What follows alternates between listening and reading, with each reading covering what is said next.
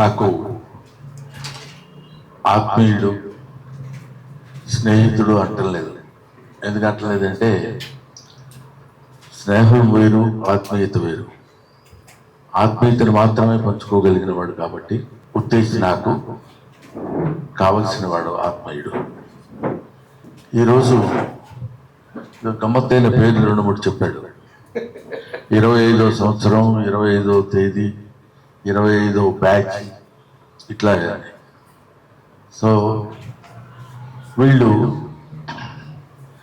ఈ సందర్భాన్ని పురస్కరించి నన్ను ఇక్కడికి వచ్చి పిల్లల్ని చేస్తే బాగుంటుందండి అంటే తప్పకుండా వస్తానని చెప్పి నేను వేరే షూటింగ్కి వెళ్ళాల్సింది. నేను అసలు జనరల్గా మంచి షూటింగ్స్ ఏం చేయట్లేదు, ఏదో చేయాల్సిన షూటింగ్ ఇవాళే వచ్చింది. సో అయినా సరే ఎప్పటి నుంచో అనుకున్నటువంటి ప్రోగ్రాం కాబట్టి కంపల్సరీగా ఇక్కడికి వచ్చి మిమ్మల్ని కలుసుకుని మీలో ఉన్నటువంటి టాలెంట్ని గుర్తించి మిమ్మల్ని ఒక ఉన్నతమైనటువంటి స్థితికి తీసుకెళ్లాలనేటువంటి సదాశయం కలిగిన ఉత్తేజన అభినందించి వెళ్ళటం కుసుమతో వచ్చాను. ఉత్తేజన అభినందించడానికి